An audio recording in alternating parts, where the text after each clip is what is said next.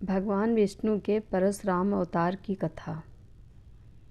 रामायण, महाभारत, भागवत पुराण, कल्की पुराण, हरिवंश पुराण, आध्यात्म रामायण इत्यादि विभिन्न ग्रंथों में भगवान परशुराम अवतार की कथा का वर्णन है। भगवान विष्णु के 10 अवतारों में परशुराम को छठा अवतार माना जाता है।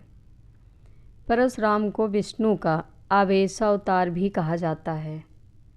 भगवान परशुराम को भगवान विष्णु और शिव का संयुक्त अवतार माना जाता है।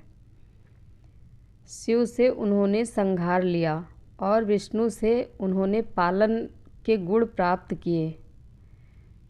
अध्यात्म रामायण में कहा गया है कि जब राक्षसों ने क्षत्रिय का रूप धारण करके जन्म लिया और वह पृथ्वी पर अनाचार और अत्याचार करके भूमि पर भार बन गए, तब भगवान विष्णु ने परशुराम का अवतार धारण किया और उन दुष्ट राक्षसों को कई बार मारा और पृथ्वी को उनके भार से मुक्त किया। भगवान परशुराम के जन्म और उनके जीवन से जुड़ी विभिन्न कथाएं और घटनाओं का वर्णन भिन्न भिन्न धर्म ग्रंथों में किया गया है। उसमें से कुछ की चर्चा नीचे की गई है। कन्नौज में गाधी नाम का राजा राज्य किया करते थे। उनकी पुत्री का नाम सत्यवती था। सत्यवती का विवाह भृगु ऋषि के पुत्र ऋचिक के साथ हुआ था। विवाह के उपरांत भृगु ऋषि ने सत्यवती को पुत्रवती होने का आशीर्वाद दिया और उनसे वर मांगने के लिए कहा। सत्यवती ने अपनी माता के लिए पुत्र की कामना की। भृगु ऋषि ने सत्यवती को 2 चरु अर्थात यज्ञ का प्रसाद पात्र दिए और कहा कि एक तुम्हारे लिए और दूसरा तुम्हारी माता के लिए। जब तुम दोनों ऋतु स्नान कर लेना तो पुत्र की कामना लेकर तुम गूलर के पेड़ का आलिंगन करना और तुम्हारी माता पीपल का आलिंगन करेंगी। जब तुम इस चरु पात्र का सेवन करोगी तुम्हारी कामना पूर्ण होगी। जब सत्यवती की माता को यह पता चला कि उत्तम संतान की प्राप्ति के लिए प्रभु ने सत्यवती को चरु पात्र दिए हैं, तो उनके मन में लोभ आ गया और उसने सत्यवती के पात्र से अपना पात्र बदल दिया। सत्यवती माता के इस कृत्य से अनजान थी। उसने अपने पात्र की जगह माता के चरु पात्र को ही अपना पात्र समझकर ग्रहण कर लिया। योग तप के प्रभाव से महर्षि भृगु इस घटना की सत्यता को जान गए। वह समझ गए कि इसमें सत्यवती का कोई दोष नहीं है। उन्होंने सत्यवती से कहा, हे पुत्री, तुमसे तुम्हारी माता ने छल किया। उसने अपना पात्र तुम्हें दे दिया है और तुम्हारा पात्र स्वयं ग्रहण कर लिया है। इसका प्रभाव यह होगा कि अब तुम्हारी संतान जन्म से भले ब्राह्मण हो, लेकिन उसका आचरण एक क्षत्रिय जैसा होगा।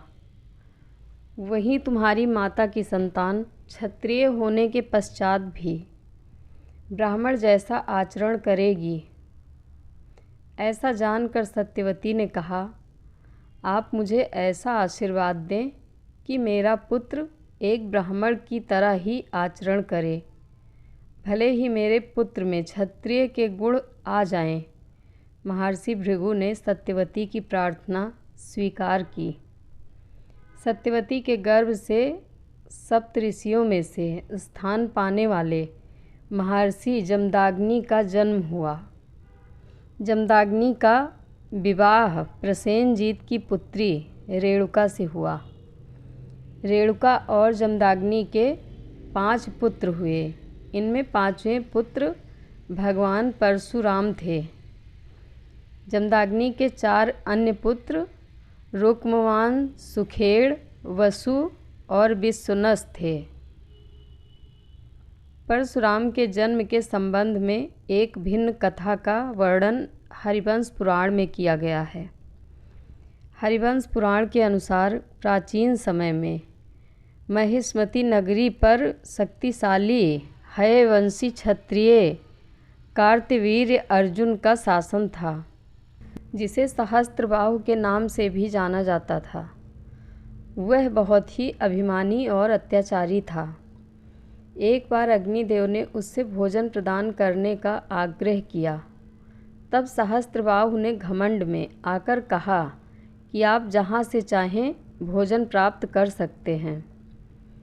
संसार में जो कुछ भी है मेरा ही है। तब अग्निदेव ने वनों को जलाना शुरू किया।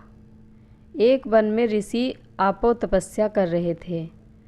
अग्नि द्वारा वनों को जलाने के क्रम में उनका आश्रम भी जल गया। इससे क्रोधित होकर ऋषि आपो ने सहस्त्रबाहु को शाप दे दिया कि भगवान विष्णु परशुराम के रूप में जन्म लेंगे और न सिर्फ सहस्त्रबाहु का बल्कि समस्त क्षत्रियों का सर्वनाश करेंगे। इस प्रकार भगवान विष्णु के भार्गव कुल में महर्षि जमदाग्नि के 5वें पुत्र के रूप में जन्म लिया।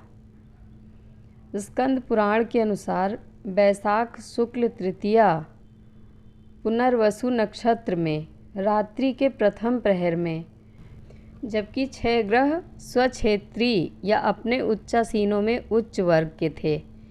इनकी जन्म कुंडली में तुला राशि का शनि, कर्क राशि के बृहस्पति, कन्या राशि के बुध, वृष राशि के चंद्रमा, मेष राशि के सूर्य व मीन राशि के शुक्र थे एवं राहु मिथुन राशि में स्थित था। ऐसे उत्तमोत्तम योग में भगवान विष्णु परशुराम के रूप में रेणुका के गर्भ से अवतीर्ण हुए।